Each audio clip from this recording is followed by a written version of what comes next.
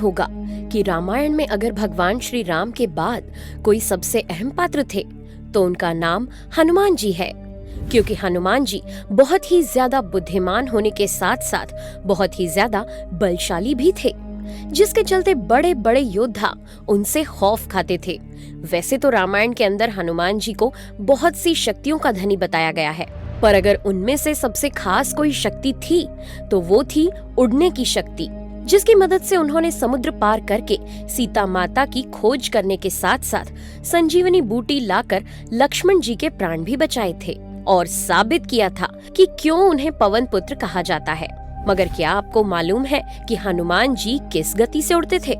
मेरा मतलब उनकी उड़ने की गति क्या थी? अगर नहीं तो वीडियो को स्किप किए बिना एंड तक जरूर देखना, क्योंकि इसमें हम आपको यही बताने वाले हैं। दोस्तों, जब बात हनुमान जी की उड़ने की रफ्तार की आती है तब उसके बारे में पता करने के लिए हमें रामायण के उस अध्याय पर ध्यान देना होगा जिसमें लक्ष्मण और रावण के पुत्र मेघनाद का युद्ध हुआ था। जैसा कि आप जानते ही होंगे कि जब मेघनाद अपनी शक्तियां बढ़ाने और अमर होने के लिए एक गुफा में अपनी कुलदेवी की तपस्या कर रहा था, तब विभीषण के कहने पर हनुमान जी और अन्य वानरों द्वारा उसकी तपस्या भंग करने का प्रयास शुरू हो गया और रात होते होते हनुमान जी ने अपनी गदा से उसकी तपस्या को भंग कर दिया। भले ही उस समय रात हो चुकी थी, पर लक्ष्मण जी ने रात में ही युद्ध करने के लिए मेघनाद को ललकारा, जिसके बाद रात्रि के दूसरे पहर में ही दोनों के बीच भीषण युद्ध हो गया और इस युद्ध में कोई भी हारता हुआ नजर नहीं आ रहा था। आपकी जानकारी के लिए मैं बता दूं कि प्राचीन समय में रात्रि में 4 पहर हुआ करते थे और सूर्यास्त के बाद से ही पहला पहर शुरू हो जाता था। दोस्तों, एक पहर में लगभग 3 घंटे होते थे, जिस कारण आज के हिसाब से ऐसा माना जाता है कि शायद मेघनाद और लक्ष्मण जी का युद्ध करीब 9 बजे के आसपास शुरू हुआ था। रामायण एवं अन्य प्राचीन लेखों की माने तो ये युद्ध लगभग 1 पहर तक चला था, जिसके बाद लक्ष्मण जी को शक्ति लग गई थी और वो मूर्छित हो गए थे, यानी कि उस समय लगभग रात के 1 बजे का समय हो रहा था। खैर, मेघनाद उस समय लक्ष्मण जी को उठाना तो चाहता था, पर वो चाहकर भी ऐसा नहीं कर पा रहा था, क्योंकि लक्ष्मण जी शेष नाग के अवतार थे और उन्हें उठाना किसी के लिए भी असंभव था।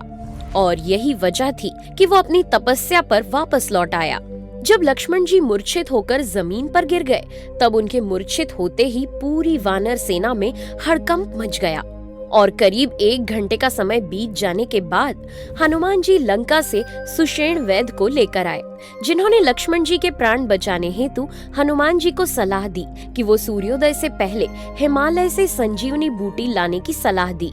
अब इस बात में कोई शक नहीं होना चाहिए कि हनुमान जी को संजीवनी बूटी लाने के लिए प्रस्थान करने में कम से कम आधे घंटे का समय तो जरूर लगा होगा,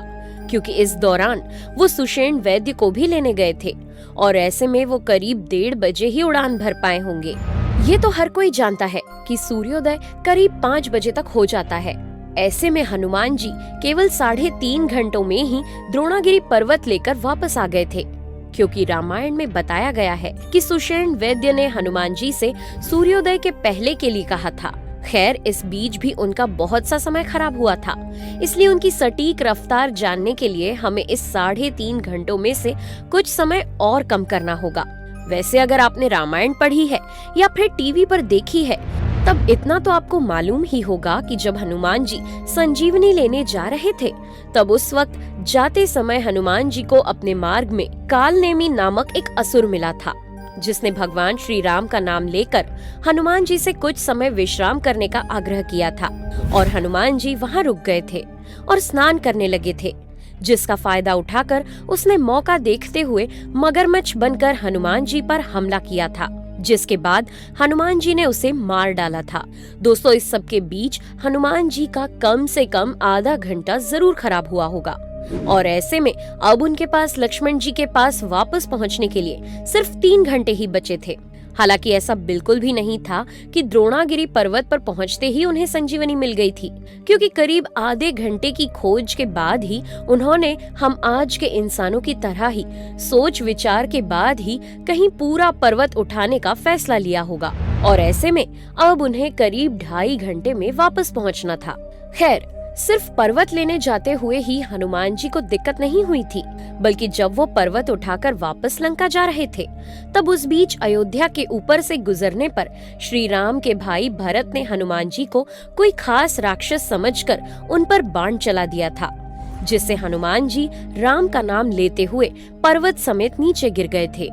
दोस्तों, जब श्री राम के भाई भरत ने उन्हें राम का नाम लेते सुना, तब उन्होंने हनुमान जी से उनका परिचय पूछा और उनके द्वारा सारा घटनाक्रम जानने के बाद उन्होंने नम आंखों से हनुमान जी को जल्द ही प्रस्थान के लिए कहा। भरत जी के साथ हुए इस वाकये के बाद हनुमान जी का आधा घंटा और बेकार हो गया था और उन्होंने लंका से द्रोणागिरी तक का अपना सफर केवल 2 घंटों में ही पूरा करके लक्ष्मण जी के प्राण बचाए थे। अब मैं आपको जो समीकरण बताने जा रही हूँ वो जरा ध्यान से सुनना, क्योंकि तभी जाकर आप हनुमान जी की उड़ने की रफ्तार के पीछे का विज्ञान समझ पाएंगे। दोस्तों, अगर हम श्रीलंका से द्रोणागिरी पर्वतों की दूरी निकालें तो वो लगभग 2500 किलोमीटर है। ऐसे में हनुमान जी ने 5000 किलोमीटर का आने जाने का पूरा सफर केवल 2 घंटों में ही किया था, जिसके चलते इस हिसाब से उन्होंने 2500 किलोमीटर यानी कि 2500 किलोमीटर प्रति घंटा की रफ्तार से उड़ान भरी थी, जो कि आश्चर्यजनक रूप से